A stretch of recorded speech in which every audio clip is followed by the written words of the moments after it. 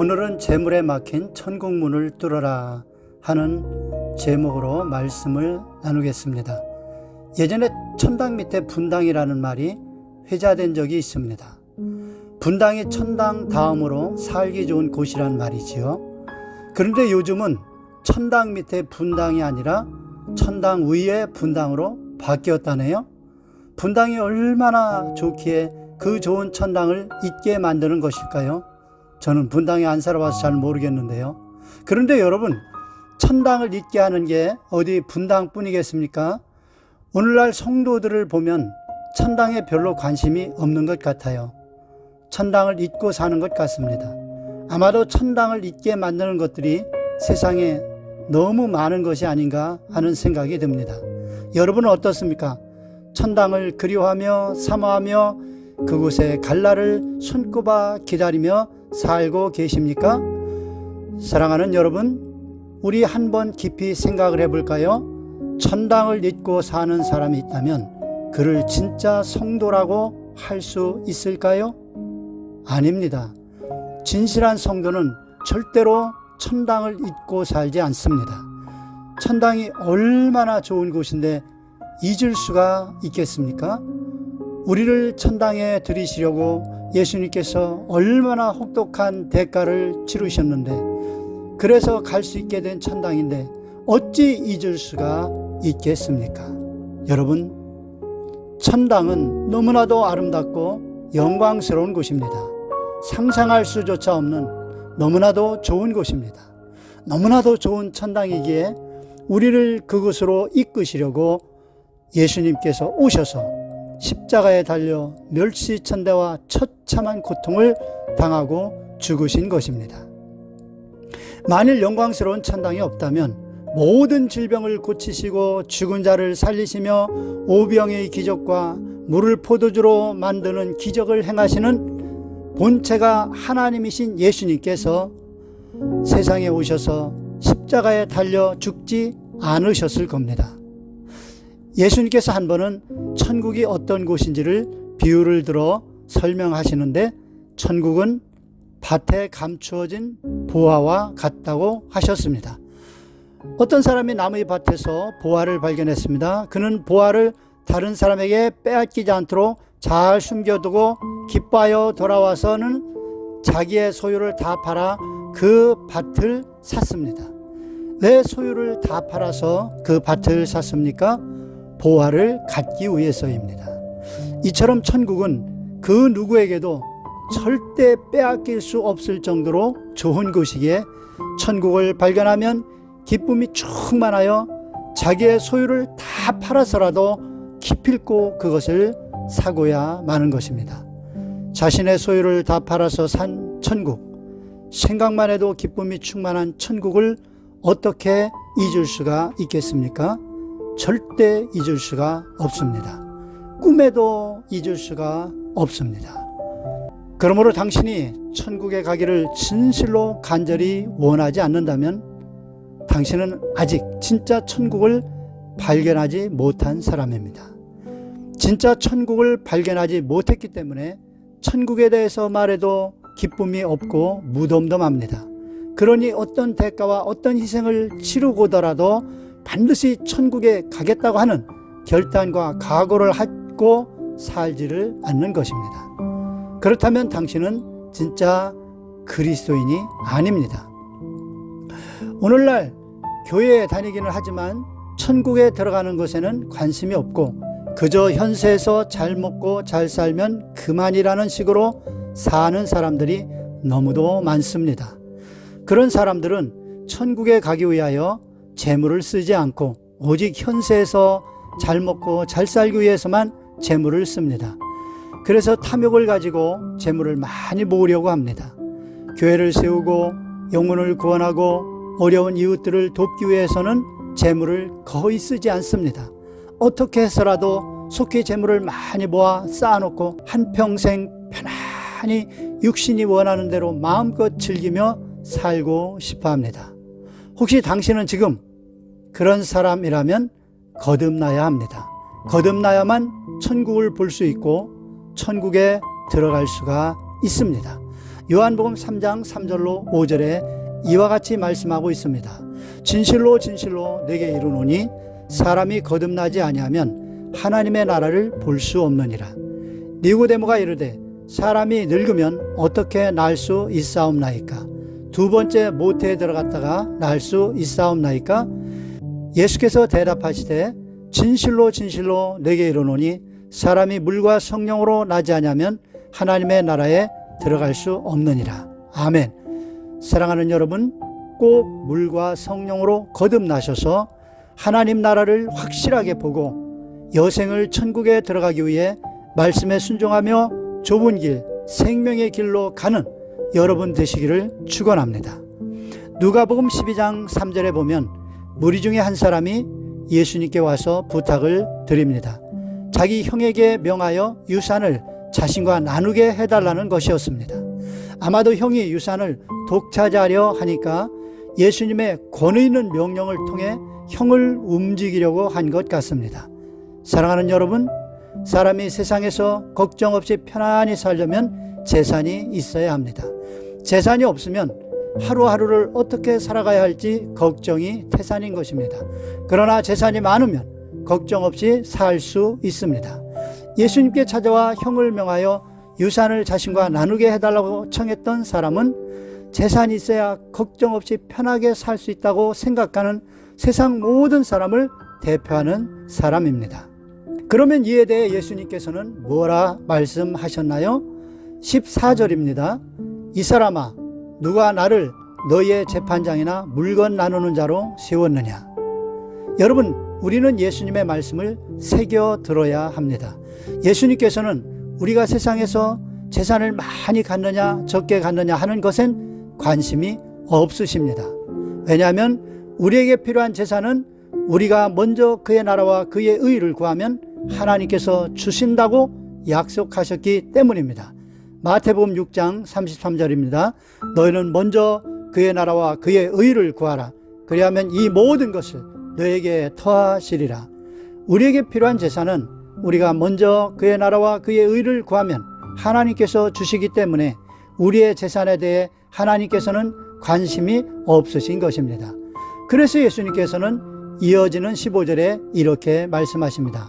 삼가 모든 탐심을 물리치라. 사람의 생명이 그 소유에 넉넉한 데 있지 아니하니라.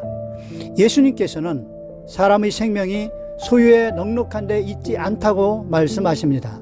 사람들은 한평생 쓸 것이 있으면 생명을 유지하기 위해 걱정하지 않아도 된다고 생각합니다. 그래서 일확천금하기를 원하고 할 수만 있으면 속히 많은 재산을 모으려고 합니다. 그러나 이렇게 소유를 넉넉하게 한다고 생명이 보장되는 것이 아니라는 말씀입니다. 사람이 재산이 많다고 해서 충만한 생명을 누리며 사는 게 아니라는 말씀입니다. 예수님께서는 재산을 많이 가지려는 것을 탐심이라고 하시며 삼가 모든 탐심을 물리치라고 말씀하고 계십니다. 우리나라나 중국의 역사를 보면 왕들이 대체로 장수하지 못합니다. 왜 그럴까요? 무소불위의 권세로 엄청난 재산을 가지고 몸에 좋다는 보약을 다 먹으면서 사는데 왜 오래 살지 못하는 것일까요? 그 이유를 잘 말해주는 일화가 있습니다. 옛날에 중국의 한 황제가 왕의 음식을 만드는 사람들을 모아놓고 말했답니다. 대대로 왕들이 오래 살지를 못하는데 이것은 필시 너희들이 만드는 음식에 문제가 있기 때문일 것이다. 그렇지 않다면 어디 한번 해명을 해보거라. 그러자 한 사람이 말했답니다. 폐하, 장수하는 것으로 유명한 학과 거북이는 아무리 먹을 것을 많이 주고서 먹게 한 후 배를 가르고 우위를 열어보면 언제나 절반만 차 있습니다. 소식하는 것이 장수의 비결이옵나이다. 여러분, 형의 유산을 나누게 해달라고 하는 사람에게 예수님께서 뭐라고 하셨습니까? 삼가 모든 탐심을 물리치라고 하셨습니다. 여러분, 예수님께서는 재산을 공평하게 나누는 것이 나쁘다고 하신 것이 아닙니다. 예수께서 말씀하시고자 하신 것은 우리가 먼저 그의 나라와 그의 의를 구하는 삶을 살면 우리 삶에 필요한 것을 하나님께서 채워주시겠다고 약속하셨는데 먼저 그의 나라와 그의 의를 구하며 살지 않고 일확천금해서 재산을 많이 쌓아놓으면 육신의 정욕을 따라 죄를 지으며 살다 결국 천국에 들어가지 못하게 되는 것을 지적하신 것입니다. 이어서 예수님께서 한 비유를 말씀하십니다. 한 부자가 그 밭의 소출이 풍성함에 심중에 생각하여 이르되 내가 곡식 쌓아둘 곳이 없으니 어찌할까 하고 또 이르되 내가 이렇게 하리라. 내가 곳간을 헐고 더 크게 짓고 내 모든 곡식과 물건을 거기 쌓아두리라.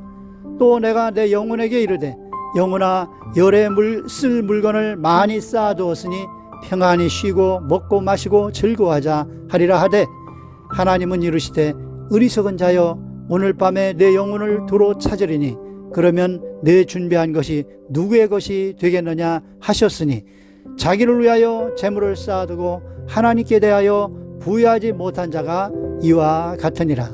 사랑하는 여러분, 예수님께서 이 비유를 통해서 하시려는 말씀이 무엇입니까? 하나님을 믿는 사람은 재물을 의지하지 말고 하나님을 의지하며 살아야 한다는 것입니다. 왜냐하면 우리가 재물을 아무리 많이 쌓아 놓아도 생명의 주관자 되시는 하나님께서 우리의 목숨을 거두어 가시면 그 재물은 아무 소용이 없기 때문입니다. 그러므로 우리는 재물을 많이 쌓아서 삶의 평안을 누리겠다는 생각을 하면 절대로 안 됩니다.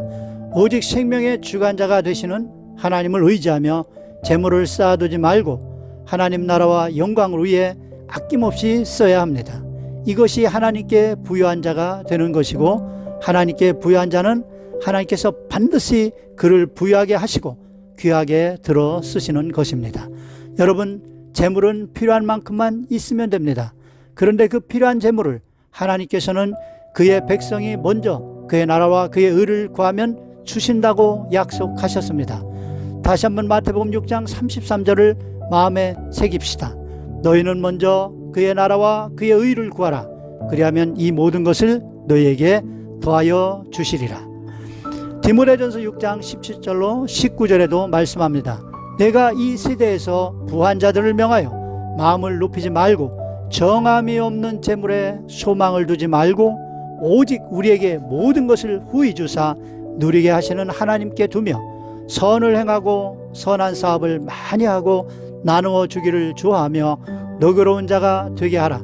이것이 장래에 자기를 위하여 좋은 터를 쌓아 참된 생명을 취하는 것이니라. 아멘. 6.25 사변으로 국토가 폐허가 된 때 울산에서 동태 장사를 하며 힘겹게 살아가는 여집사님이 계셨습니다. 그 집사님은 동태 장사를 하며 힘들게 살아가는 처지였지만 교회를 세우고 싶은 간절한 소원이 있어서 날마다 이렇게 기도했습니다. 주님, 죽기 전에 반듯한 교회를 봉헌하고 천국에 갈 수 있게 해주세요. 그러나 집사님의 기도는 전혀 응답될 기미가 보이지 않았습니다. 그렇게 10년을 간절히 기도한 어느 날 한 할머니가 평생을 모은 동전주머니라고 하며 내미는 복주머니와 동태 한 상자를 바꾸어 주었습니다.